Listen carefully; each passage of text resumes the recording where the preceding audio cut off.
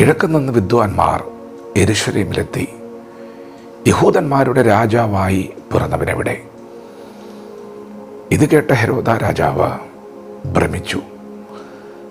ആ കുഞ്ഞിനെ കൊന്നുകളയാൻ ഓർഡറിട്ടു. പ്രിയപ്പെട്ടവരെ, യേശുവിനെക്കുറിച്ചുള്ള വാഗ്ദത്തമാണ് അവർ വിളിച്ചു പറഞ്ഞത്. അവൻ യഹൂദന്മാരുടെ രാജാവാണ്. എന്നാൽ ആ വാഗ്ദത്തം കേട്ട മാത്രയിൽ ആ കുഞ്ഞിനെ കൊന്നുകളയാനാണ് ഹെരോദാവ് ഉത്തരവിട്ടത്. ബെത്ലഹേമിൻ്റെ എല്ലാ അതിരുകളോളം കുഞ്ഞുങ്ങളെ കൊന്നൊടുക്കുകയാണ്. അവൻ ജീവിക്കാൻ പാടില്ല, അവൻ വളരാൻ പാടില്ല, ആ വാഗ്ദത്തം അവനിൽ നിറവേറാൻ പാടില്ല എന്ന ഉദ്ദേശത്തോടെയാണ് അതൊക്കെ ചെയ്തത്. പ്രിയപ്പെട്ടവരെ, അങ്ങനെയൊക്കെ ഒരു ഭാഗത്ത് ശക്തമായ പോരാട്ടങ്ങൾ നടക്കുമ്പോഴും വരണ്ട നിലത്ത് വേർ മുളയ്ക്കുന്നത് പോലെ അവൻ വളർന്നു, ആത്മാവിൽ വളർന്നു. പ്രിയപ്പെട്ടവരെ, നിങ്ങൾ വളരുവാൻ അനുകൂലമായൊരു അന്തരീക്ഷം ഉണ്ടാകട്ടെ, ഉണ്ടായിരിക്കണം എന്നൊക്കെ ആഗ്രഹിക്കുന്നതിലും ചിന്തിക്കുന്നതിലും തെറ്റൊന്നുമില്ല. പക്ഷേ അതല്ല യാഥാർത്ഥ്യം. വാഗ്ദത്ത സന്തതി ഇവിടെ വളരുമ്പോൾ ശക്തമായ പോരാട്ടങ്ങൾ കാണുന്നു. മോശെ വാഗ്ദത്ത സന്തതിയാണ്. മോശയുടെ വളർച്ചയിൽ എത്ര വലിയ പോരാട്ടമാണ് ഉണ്ടായത്. കുഞ്ഞുങ്ങളെയൊക്കെ കൊന്നൊടുക്കുകയാണ്. മോശയെ, ഇസ്രായേൽ മക്കളെയും മിസ്രയീമെ അടിമത്വത്തിൽ നിന്നും പുറത്തു കൊണ്ടുവരുവാൻ ദൈവം കണ്ട ഒരു ദൈവപുരുഷനാണ്. അവൻ വളരണ്ട, അവൻ പുറത്തു വരണ്ട എന്നാഗ്രഹിക്കുന്ന അന്ധകാര ശക്തികളുടെ നടുവിലാണ് അവൻ വളർന്നത്.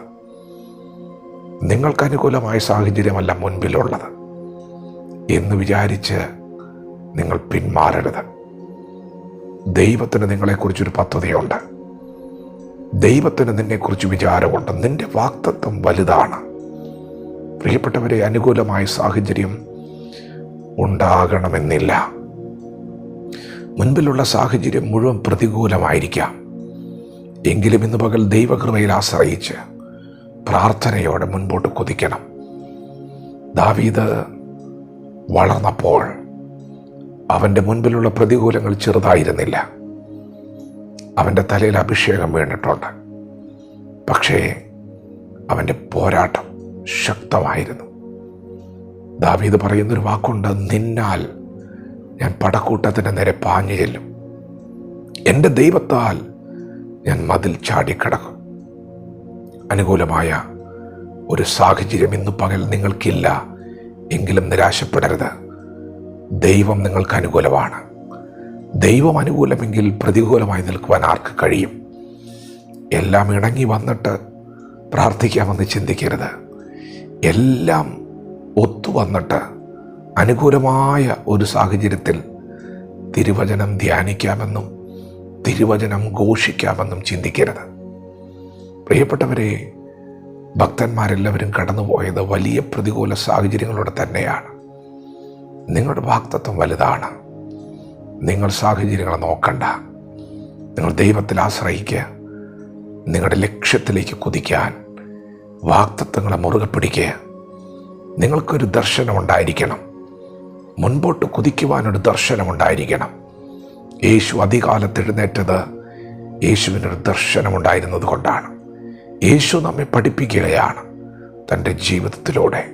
പ്രിയപ്പെട്ടവരെ, അനുകൂലമായതൊന്നും മുൻപിലില്ലെങ്കിലും ഇന്ന് പകൽ കേട്ടുകൊള്ളുക, ദൈവം അനുകൂലമാണ്.